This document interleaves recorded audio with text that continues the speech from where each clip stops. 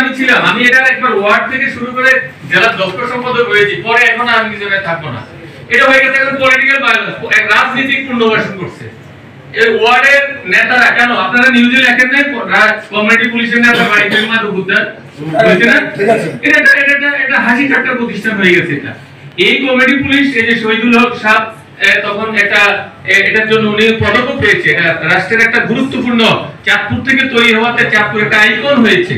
কিন্তু community police যে আদর্শ উদ্দেশ্য নিয়ে হয়েছে এটা হয় নাই, এটা অপরাধী এবং কিছু চাটুকার তদবিরবাজ একটা আস্তানা হয়ে গেছে। এটা কমিউনিটি পুলিশ আগে ডিএসবি রিপোর্ট নিয়ে কমিউনিটি পুলিশ অন্তর্ভুক্ত করতো, এখন এটা রাজনৈতিক, এখানেও রাজনৈতিক প্রভাব ছিল। এটা দরকারই নাই, চালাইতে পারলে চালান, আর কেবল টাকা আসে অটোর লাইসেন্সে, রাজস্ব আসে।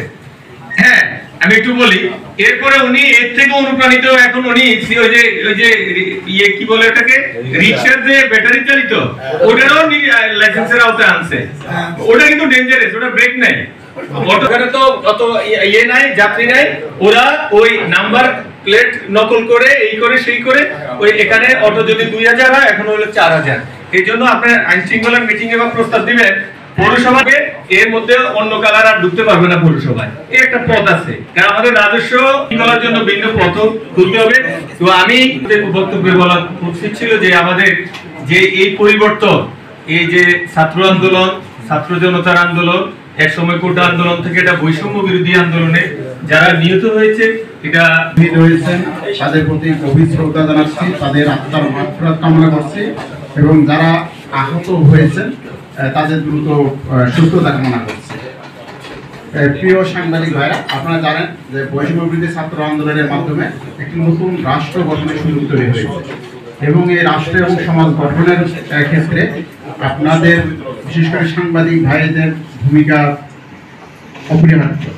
সাংবাদিক ভাইরা, আপনারা আপনাদের মাধ্যমে এবং পুলিশ এবং সাংবাদিক ভাইরা যদি একসাথে কাজ করে তাহলে আমরা অবশ্যই শুরু করছি। আমরা একটা বিষয় ছোটবেলায় একটা জিনিস বলতাম যে বিজ্ঞান আশীর্বাদ না অভিশাপ, অনেক সময় তো এটা বলতাম, তাই না? সোশ্যাল মিডিয়া এখন এরকমই হয়ে গেছে। আপনারাই সোশ্যাল মিডিয়ার কথা বিভিন্নভাবে বলেছেন, সোশ্যাল মিডিয়া কিন্তু এখন ওইরকমই হয়ে গেছে। এটা এখন আমাদের প্রত্যেকটা যে নিউজে থাকুক না কেন আমাদের অবশ্যই এটা ভেরিফাই করতে হবে। এটা আপনাকে ভেরিফাই করে তারপরে মনে হয় যে আপনি লাইক দেন, কমেন্ট করেন বা শেয়ার করেন, এটা করা ভালো। আগে যে নিউজটা আসছে, কি নিউজ আসছে, এটা সোশ্যাল মিডিয়া খুব সতর্কতার সাথে, কিশোর অপরাধের সাথে যারা সম্পৃক্ত তাদের ক্ষেত্রে যেভাবে অপরাধ করবে তার বিরুদ্ধে আমরা যথোপযুক্ত যথাযথ আইনানুগ ব্যবস্থা আমরা গ্রহণ করব, এবং তাদের ক্ষেত্রে আমরা একটি ডেটাবেস তৈরি করব এমনভাবে যে এই ব্যক্তি এর পূর্বে কোনো একই অপরাধ করেছে কিনা, যেন আমরা ওই ডেটাবেস থেকে যে থানা, বিশেষ করে সদর থানার মধ্যেই বেশি, তাহলে আমাদের সদর থানায় একটা ডেটাবেস থাকবে, যেটা আমরা এখান থেকে মেনটেন করব। আপনারা বলেছেন যে অটো, আমাদের সম্মানীয় যে প্রেসিডেন্ট মহোদয় আছেন, অটোর বিষয়ে যেহেতু লাইসেন্স পৌরসভা কর্তৃপক্ষকে দেয়, আমরা আপনারা যেভাবে পরামর্শ দিয়েছেন আমরা তাদের সাথে কথা বলবো যে যদি আলাদা কালারও করা যায়, যে একটা কালার সকালে চললো, একটা কালার বিকালে চললো, বা অল্টারনেটিভ ওয়েতে যদি চলতে পারে, কারণ এখন তো সংখ্যা অনেক, চাহিদার চেয়ে অনেক গুণ বেশি, চাহিদার চেয়ে অনেক গুণ বেশি, আর সংখ্যাও কিন্তু অনেক।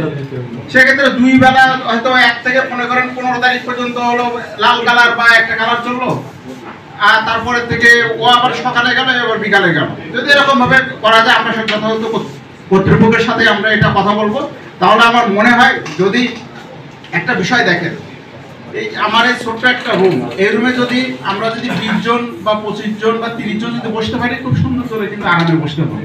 কিন্তু এখানে যদি 60 জন হয়, এখানে যদি 90 জন হয়, তখন কি হবে? এখানে যদি রোডটা যদি চিকন হয়, হ্যাঁ, সে যে রোড দিয়ে একসাথে 2টা গাড়ি যেতে পারবে, ওই রোড দিয়ে 4টা গাড়ি যেতে চাই, বা মাদকাসক্ত ব্যক্তিদের বিরুদ্ধে আমরা কঠোর আইনানুগ ব্যবস্থা এখানে গ্রহণ করব। আপনারা বলেছেন যে আমাদের ঘর থেকে শুরু করতে হবে। আমি অলরেডি এখানে আসার পরে আমার অফিসার ফোর্সের সাথে বিভিন্ন থানার অফিসার ইনচার্জ যারা আছেন তাদের সাথে কথা বলেছি, যে বিশেষ করে জনগণের যে সেবা যে ক্ষেত্রে আমরা দিই, বিশেষ করে পুলিশ ক্লিয়ারেন্স বলেন বা পাসপোর্ট ভেরিফিকেশন বলেন বা অন্য জিডি বলেন, কোনো ক্ষেত্রে কোনো ধরনের টাকা পয়সার কোনো লেনদেন থাকবে না। এখানে একেবারে জিরো টলারেন্স। এখানে যদি কোনো ব্যক্তি এই ধরনের কোনো কাজের সাথে সম্পৃক্ত থাকে, আমাদের সে যে পর্যায়ে হোক, এই দায় দায়িত্ব সম্পূর্ণ তার, এবং তার বিরুদ্ধে আমরা কঠোর ব্যবস্থা গ্রহণ করব।